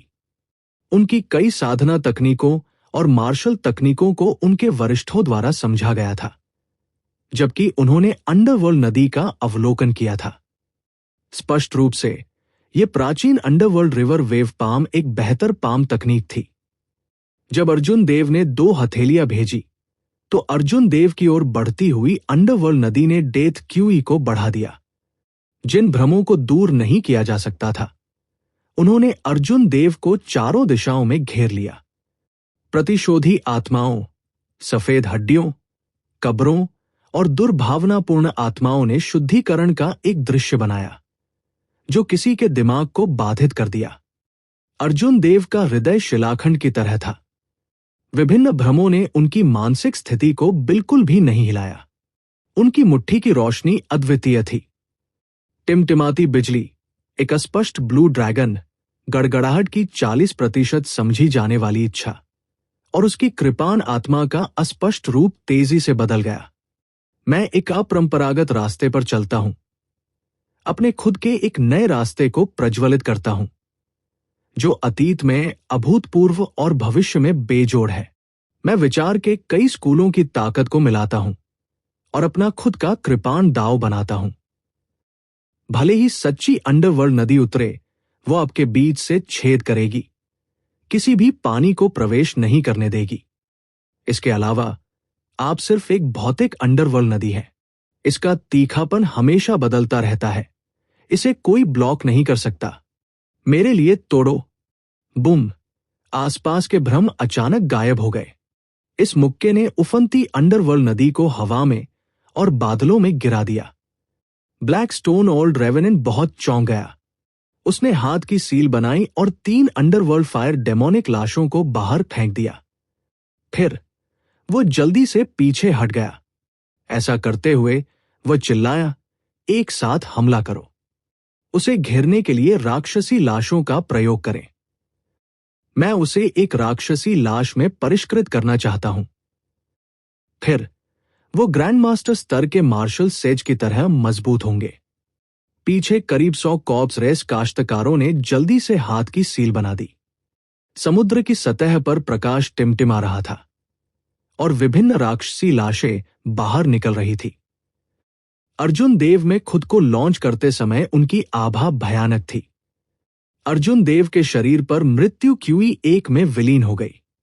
उसके पैरों के नीचे का समुद्री जल स्याही की तरह पिचकाला हो गया। आकाश में सफेद बादल धीरे धीरे फीके पड़ गए, काले बादलों से घिरे हुए। इससे पता चलता है कि यह आभा कितनी भयावह थी। अच्छा समय। अर्जुन देव धीरे से मुस्कुराए और 2 अंगुलियों से अपने माथे को थपथपाया। तुरंत सुनहरी रोशनी के 4 धब्बे बाहर निकल आए। गड़गड़ाहट की 40% समझी गई इच्छा 4 छोटे सुनहरे कृपाणों में बदल गई। उनकी कृपाण आत्मा के अस्पष्ट रूप में एक असीम और अद्वितीय कृपाण इरादा था। सीटी की आवाजें सुनाई दी और 4 छोटे सुनहरे कृपाण अर्जुन देव के चारों ओर नृत्य कर रहे थे, जिससे अनगिनत कृपाण QE से बनी बिजली की एक स्क्रीन बन गई थी। बिजली के इस पर्दे को लेकर अर्जुन देव ने हमला किया। उसके सामने राक्षसी लाशें उन्हें धीरे से छूती थी और उन्हें टुकड़े टुकड़े कर देती थी। फिर बिजली की रोशनी फट गई और उन्हें पाउडर में बदल दिया। उच्च रैंक वाली राक्षसी लाशें केवल 1 सेकंड और चली। बिजली की स्क्रीन ने तुरंत 3 अंडरवर्ल्ड फायर डेमोनिक लाशों को वापस खटखटाया, जिससे उन्हें अर्जुन देव के साथ हस्तक्षेप करने से रोका जा सके। जैसे शरद ऋतु की हवा गिरे हुए पत्तों को बहा रही है, समुद्र की सतह पर राक्षसी लाशों का समूह पूरी तरह से टुकड़े टुकड़े हो गया था। आकाश नीला हो गया और समुद्र का पानी साफ हो गया। 100 लाश जाति के काश्तकारों ने स्तब्ध कर दिए थे। उन्होंने कभी किसी को अपनी राक्षसी लाशों को ऐसे साफ करते नहीं देखा था जैसे वे पहले कचरा थे। ब्लैक स्टोन ओल्ड रेवेनेंट ने अपनी आंखें घुमाई और चिल्लाया, तुम क्या घूर रहे हो? बस बाहर निकलने के बाद और अधिक राक्षसी लाशों को परिष्कृत करें। अगर हम इस बव्वा को परिष्कृत करते हैं तो वह 1000 मोनार्क ग्रेड राक्षसी लाशों के बराबर होगा। कॉर्प्स रेस काश्तकारों का समूह झिझक रहा था। हालांकि ब्लैक स्टोन ओल्ड रेवेनेंट के आदेशों और इस तथ्य के कारण कि अर्जुन देव अकेले थे, उन्होंने खुद को मजबूत किया और चार्ज किया। इस दृश्य को देखकर ब्लैक स्टोन ओल्ड रेवेनेंट ने चुपचाप 3 गंभीर रूप से घायल अंडरवर्ल्ड फायर डेमोनिक लाशों को दूर कर दिया। फिर वो मुड़ा और भाग गया। अर्जुन देव मन ही मन ठंडे स्वर में मुस्कुराया। वह ब्लैक स्टोन ओल्ड रेवेनेंट को भागने की अनुमति कैसे दे सकता था? वो उन 100 कॉर्प्स रेस काश्तकारों की कैसे परवाह कर सकता था, जिनकी सबसे मजबूत खेती केवल अवर ग्रेड मार्शल ऋषि थी? सैन्य गुण प्रमुख पात्रों को मारने से आए। कोई फर्क नहीं पड़ता कि यू ने कितने छोटे झिंगा को मार डाला, यह व्यर्थ होगा। रोमिंग ड्रैगन के 9 परिवर्तन। छोटे सिक्के। अर्जुन देव का फिगर 9 में बंट गया। वो कृपाण हवा के 9 धागों में बदल गया, एक झटके में गायब हो गया।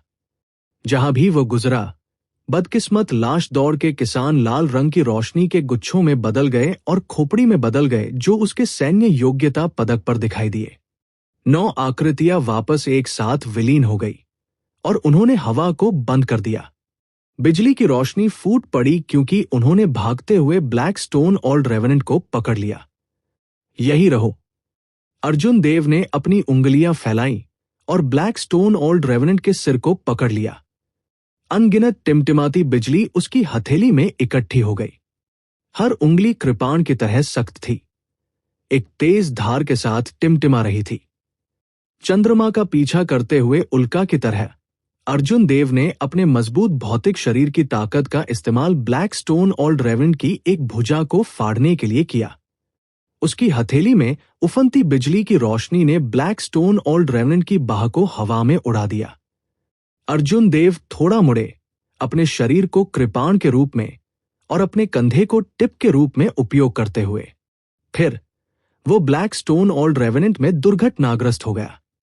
ब्लैक स्टोन ओल्ड रेवेनेंट ने डेथ क्यूई के साथ एक हड़बड़ी में जो बाधा बनाई थी, वह का ध्वनि से बिखर गई।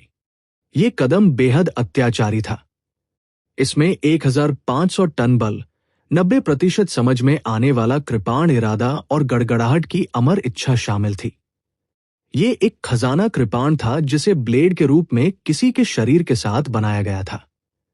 एक ठंडी रोशनी चमकी और उसकी ताकत अद्वितीय थी। ब्लैक स्टोन ओल्ड रेवेनेंट सैन्य योग्यता पदक में दुर्घटनाग्रस्त हो गया। गुप्त खजाने, खेती की तकनीक और रक्षात्मक मार्शल तकनीक सभी बेकार थे। ब्लैक स्टोन ओल्ड रेवेनेंट बुरी तरह से क्षत-विक्षत हो गया था, अब पहचानने योग्य नहीं था। उसी पल में उसकी आभा गायब हो गई और वह मर गया।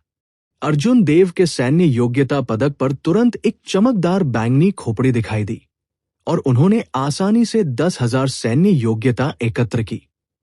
अर्जुन देव ने ब्लैक स्टोन ओल्ड रेवेनेंट के सैन्य योग्यता पदक पर नजर डाली और खोपड़ियों की पंक्तियों को देखा। उसने सोचा कि इस चालाक बूढ़े प्रतिशोधी के हाथों कितने मानव साधक मारे गए थे। जब नीचे की लाश दौड़ के काश्तकारों ने विकृत ब्लैक स्टोन ओल्ड रेवेनेंट को देखा, तो उन्होंने लड़ने की सारी इच्छा शक्ति खो दी और भाग गए। यह मूल रूप से सफल चुपके हमला पूरी तरह से विफल रहा। आसुरी लाशों का विनाश एक छोटी सी बात थी। हालांकि एक सुपीरियर ग्रेड मार्शल ऋषि की मृत्यु 2 युवा मास्टर्स को नाराज कर देगी। अर्जुन देव ने इन छोटे छोटे फ्राइज को नजरअंदाज कर दिया और ब्लैक स्टोन ओल्ड रेवेनेंट की स्थानिक अंगूठी से प्राचीन अंडरवर्ल्ड रिवर वेव पाम को बाहर निकाला। फिर उन्होंने इसका ध्यानपूर्वक अध्ययन किया। अर्जुन देव एक अभूतपूर्व रास्ते पर चलना चाहते थे।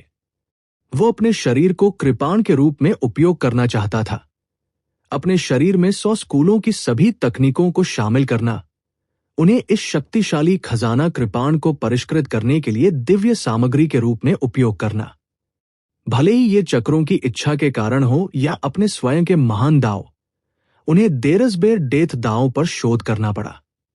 थोड़ी देर बाद अर्जुन देव ने प्राचीन अंडरवर्ल्ड रिवर वेव पाम को हटा दिया और इसे समझने के लिए अपनी आंखें बंद कर ली। स्वर्गीय उस दिव्य वसंत में बाकी सभी ने अर्जुन देव की तुलना में अधिक सार को अवशोषित कर लिया था। उनकी समझने की क्षमता पहले ही एक भयानक स्तर पर पहुंच चुकी थी। केवल एक नजर के साथ उन्होंने प्राचीन अंडरवर्ल्ड रिवर वेव पाम के सिद्धांतों को मोटे तौर पर समझा। जब अर्जुन देव ने फिर से अपनी आंखें खोली, तो वह पहले ही बहुत कुछ हासिल कर चुका था। वह बुदबुदाया, बुरा नहीं है। प्राचीन अंडरवर्ल्ड रिवर वेव पाम चलने योग्य है। जब मैं मृत्यु सिंहासन को वश में कर लूंगा और डेथ क्यूई प्राप्त करूंगा, तो मैं इस corpse race heaven rank martial तकनीक को निष्पादित करने में सक्षम हो जाऊंगा। कितना बेतुका! वह क्या सोचता है कि वह कौन है? ऐसे महत्वपूर्ण क्षण में उन्होंने खुद को दिखाया भी नहीं। ये अर्जुन देव क्या करने की कोशिश कर रहे हैं? एज़ोर मोनाक द्वीप के द्वीप मास्टर जिया फेंग बहुत गुस्से में दिखाई दिए, महान हॉल में एक नखरे फेंकते हुए। उनके बगल में 2 सुपीरियर ग्रेड मार्शल ऋषियों के भी भद्दे भाव थे। सिकंदर, जो बगल में थे, ने मौन में पूर्णिमा मंडप के पुरानी पीढ़ी के मार्शल ऋषियों का नेतृत्व किया। उन्हें समझ नहीं आ रहा था कि अर्जुन देव क्या करने की कोशिश कर रहे हैं। अज़ोर मोनाक द्वीप पर हमला किया गया था। फिर भी मामला खत्म होने के बाद अर्जुन देव रिपोर्ट करने नहीं आए। वो बस यहां आइलैंड मास्टर को देख रहा था। जब हाओटियन संप्रदाय के शिष्यों ने सुना कि अर्जुन देव का व्याख्यान दिया जा रहा है, तो वे अपने दिल में बेहद असहज महसूस कर रहे थे।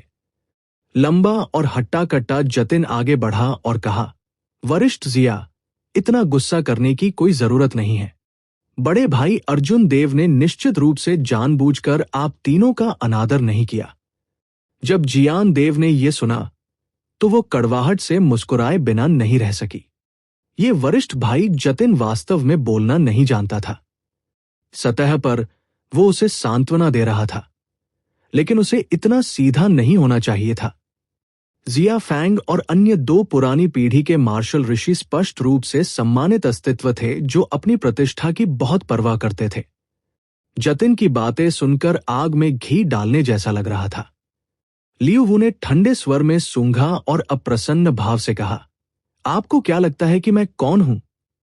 इस बूढ़े व्यक्ति ने 1,00,000 युद्ध योग्यता जमा की है और बुशन पैलेस के पैलेस लॉर्ड ने व्यक्तिगत रूप से मुझे green emperor marquis, green emperor island के द्वीप भगवान और ड्रैगन वुड प्लैनेट की 3 रक्षा लाइनों के प्रभारी व्यक्ति की उपाधि प्रदान की।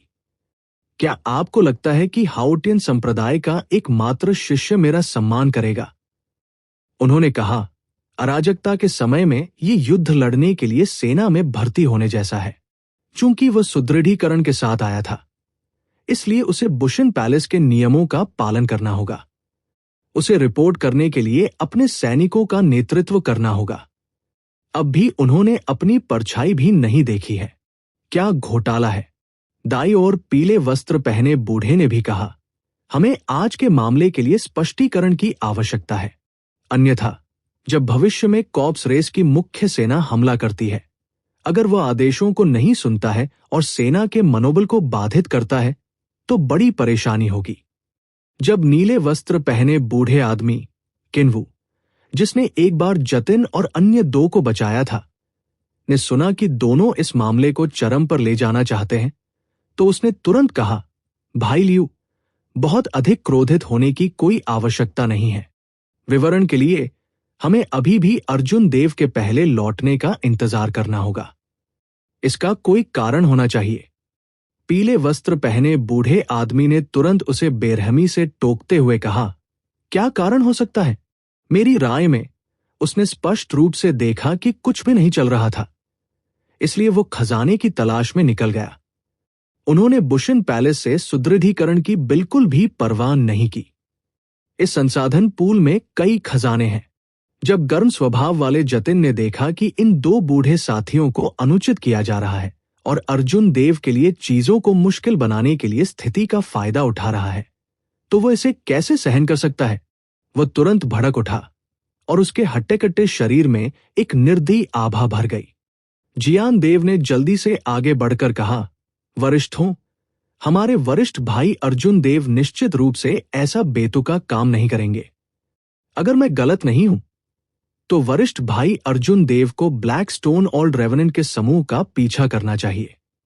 जब जिया फैंग ने यह सुना, तो वह ठंड से मुस्कुराए बिना नहीं रह सका। छोटी लड़की, तुम वास्तव में आकाश और पृथ्वी की विशालता को नहीं जानती।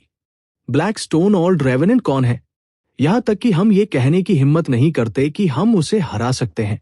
फिर भी वो, एक जूनियर, उनका पीछा करने की हिम्मत करता है। इसके अलावा 100 से अधिक लोग थे जो उसके साथ चले गए। आप इस बटोल को अधिक आंक रहे हैं। जिस क्षण जिया खैंग ने यह कहा, वो इसे और सहन नहीं कर सका। वो गुस्से से चिल्लाया, तुम 2 बूढ़े लोगों, दूसरों को नीची दृष्टि से देखने के लिए अपनी हैसियत पर भरोसा मत करो। हमारे बड़े भाई अर्जुन देव उतने असहनीय नहीं हैं जितना आप उन्हें बताते हैं। उन्होंने कहा, हालांकि बड़े भाई अर्जुन देव युवा है, लेकिन अब जब महा अराजकता शुरू हो गई है, तो उम्र अब आदर्श नहीं है।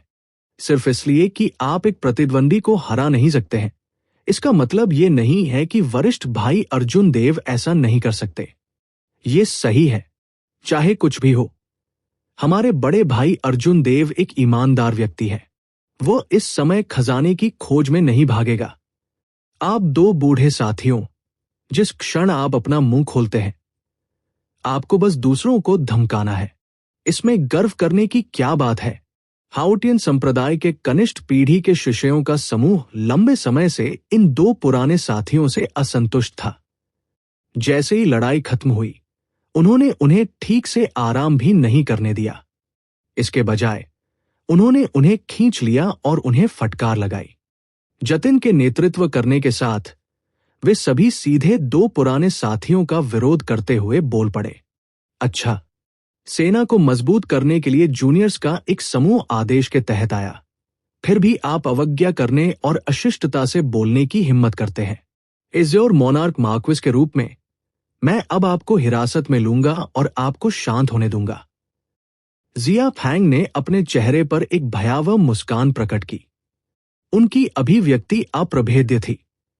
अप्रत्याशित रूप से वह जूनियर्स के इस समूह को हिरासत में लेना चाहता था। भारी कदमों की आहट गूंज उठी।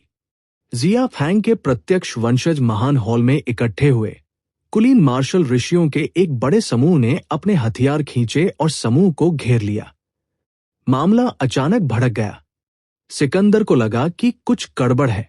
हालांकि वह सतर्क था और इसे अपने चेहरे पर नहीं दिखाया, एक शब्द भी नहीं कहा। स्पष्ट रूप से नीले वस्त्र पहने बूढ़े व्यक्ति को उम्मीद नहीं थी कि मामला इस बिंदु तक बढ़ जाएगा। उसने जल्दी से कहा, द्वीप लॉर्ड जिया, लाश दौड़ की सेना आ रही है। ड्रैगन वुड स्टार खतरे में है। ये एक ऐसा समय है जब हमें जनशक्ति की आवश्यकता होती है। समस्या को एक छोटे से कम करने के लिए सबसे अच्छा है। हालांकि पीले वस्त्र पहने बूढ़े व्यक्ति ने जवाब दिया, भाई किन, आपके शब्द गलत हैं। हमारे सामने एक महान दुश्मन के साथ ये लोग स्वाभाविक रूप से एक बड़ी मदद करेंगे यदि हम उनका अच्छी तरह से उपयोग करते हैं।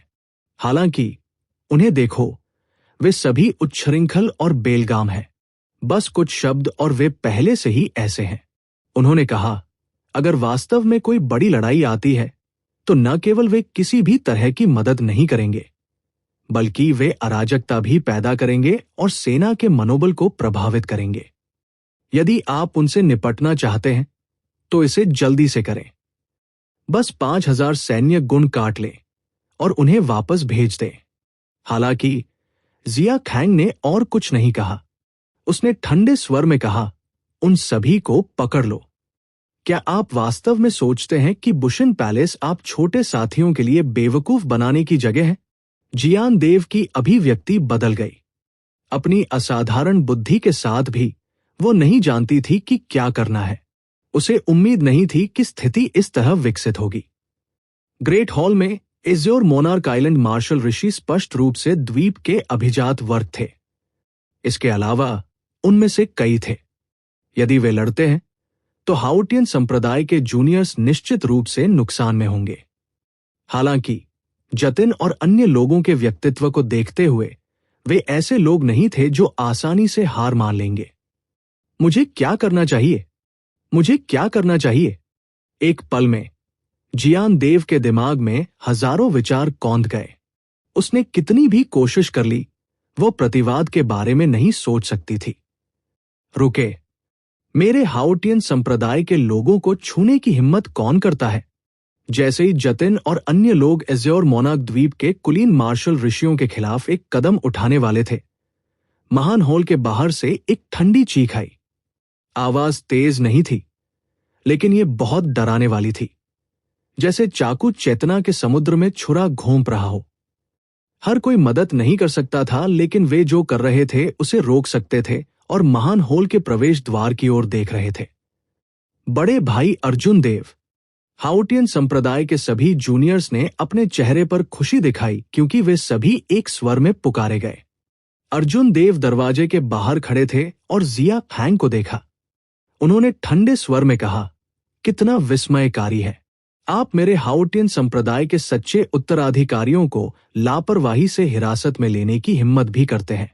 जब अर्जुन देव एज़्योर मोनार्क द्वीप के पास पहुंचे तो उन्होंने पहले से ही अपनी आध्यात्मिक भावना के साथ महान हॉल में स्थिति को स्पष्ट रूप से देख लिया था। उस समय अर्जुन देव को लगा कि कुछ गड़बड़ है। वह देखना चाहता था कि ये जिया फैंग क्या कर रहा है, इसलिए वह प्रवेश करने की जल्दी में नहीं था। कौन जानता था, ये दोनों लोग अधिक से अधिक दबंग हो गए। जब अर्जुन देव बड़े हॉल के बाहर पहुंचे तो गार्डों ने उन्हें प्रवेश करने से रोक दिया। जब उसने जबरदस्ती अंदर प्रवेश किया तो उसने अपने सामने का दृश्य देखा। जब जिया खैंग ने अर्जुन देव को आते देखा तो वह घबराया नहीं। वह ठंडे स्वर में मुस्कुराया और कहा, अर्जुन देव, आप अच्छे समय पर आए हैं। आप सेना को मजबूत करने का आदेश लेकर आए थे। आपने अपने संप्रदाय के शिष्यों के साथ रिपोर्ट क्यों नहीं की? क्या आप बुशिन पैलेस को नीचे देख रहे हैं? अर्जुन देव के विचार एक जाल की तरह सूक्ष्म थे। कई अटकलों के बाद उन्हें पहले से ही एक मोटा अंदाजा था कि क्या हो रहा है। उसने ठंडे स्वर में जवाब दिया, मुझ पर किसी भी बात का आरोप मत लगाओ। ऐसा नहीं है कि मैं बुशिन पैलेस को नीचे देख रहा हूं। यह सिर्फ इतना है कि मैं आपको नीची दृष्टि से देख रहा हूं। अर्जुन देव की अशिष्टता का सामना करते हुए उसे कोई चेहरा न देकर जिया फैंग घुटन महसूस करने में मदद नहीं कर सका। उसने गुस्से में जवाब दिया, कितना साहसी। इस बूढ़े व्यक्ति ने 1,00,000 सैन्य गुण जमा किए और ड्रैगन वुड स्टार की रक्षा की 3 पंक्तियों की कमान संभालते हुए बुशिन पैलेस के पैलेस मास्टर द्वारा इज्योर मोनार्क मार्क्विस की उपाधि से सम्मानित किया गया। आप सेना को मजबूत करने के आदेश के साथ आए थे, फिर भी आपने इसकी अवज्ञा करने की हिम्मत की। सेना को मजबूत करने का आदेश? अर्जुन देव ने ठंडे स्वर में मुस्कुराते हुए कहा, सेना को मजबूत करने का आदेश बुशिन पैलेस की सेना को मजबूत करना है।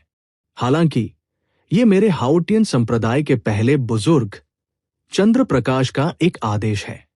यह मेरे हाउटियन संप्रदाय के लोगों की रक्षा के लिए भी है। आप सिर्फ एक महत्वहीन द्वीप मास्टर हैं। आपको क्या लगता है कि आप मुझे आदेश देने वाले कौन हैं?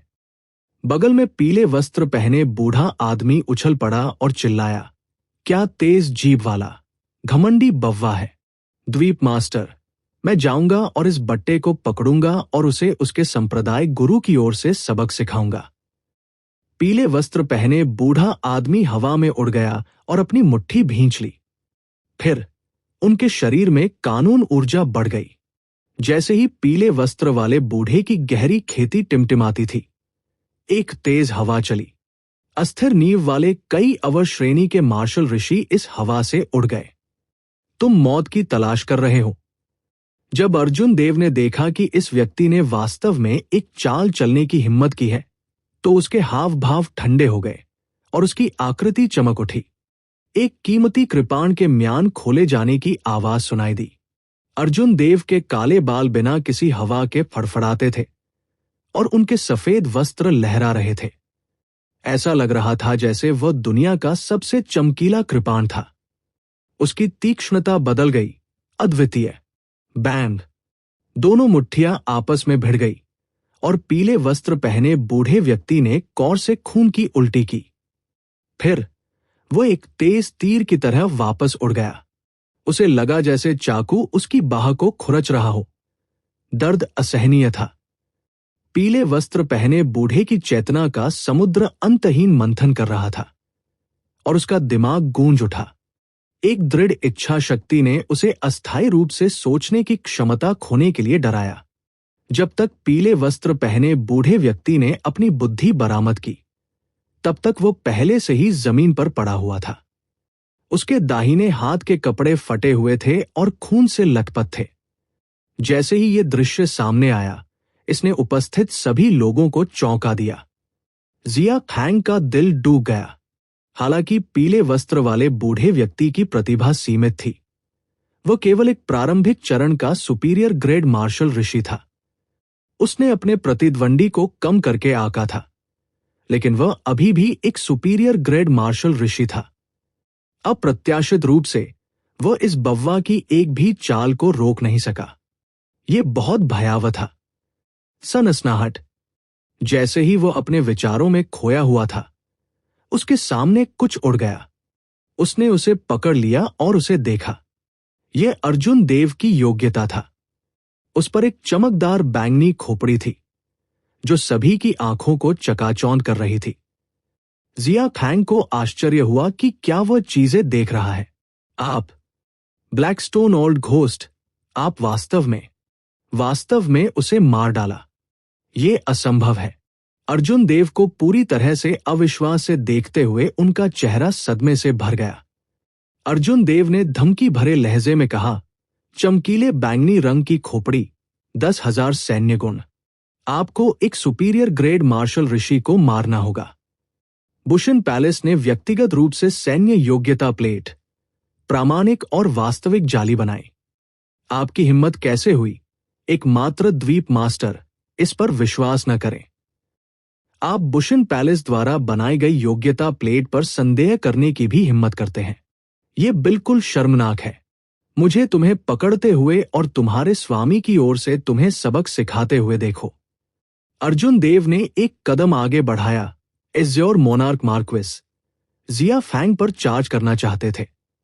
द्वीप के 3 ओवरसियरों में से एक, किन्वू ने तुरंत उसे रोका और कहा, अर्जुन देव, अगर हम इस मामले को यही खत्म कर दे तो क्या ख्याल है? ऐसा नहीं था कि आप बिना किसी कारण के अनुपस्थित थे। आप न केवल असफल हुए, बल्कि आपको पुरस्कृत भी किया गया। मैं द्वीप लॉर्ड जिया की ओर से आपसे माफी मांगता हूं। जब जिया फैंग ने सुना कि अर्जुन देव उसे जाने भी नहीं देना चाहते हैं, तो जब उन्होंने दूसरे पक्ष के तीखेपन को देखा तो उन्हें डर का एहसास हुआ। फिर उसने योग्यता प्लेट पर असली चमकदार बैंगनी खोपड़ी देखी। वह जानता था कि इस मामले को शांति से हल नहीं किया जा सकता है, इसलिए वह संकोच किए बिना नहीं रह सकता था। अब जब उसने किन्वू को यह कहते सुना, तो उसे इस शर्मनाक स्थिति से बाहर निकलने का रास्ता मिल गया। उसने तुरंत कहा, यह मेरी गलती है।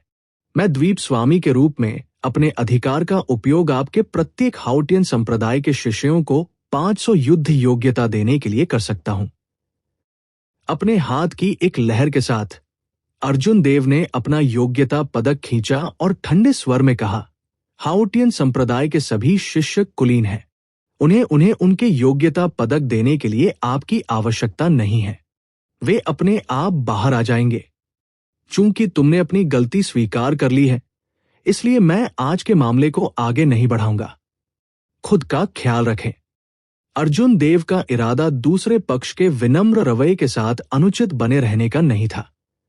इसके अलावा इस मामले में कुछ गड़बड़ थी और उसे इसका पता लगाने के लिए अपना समय लेने की जरूरत थी। यह सही है, हमें सैन्य योग्यता देने के लिए हमें आप जैसे छोटे द्वीप स्वामी की आवश्यकता नहीं है।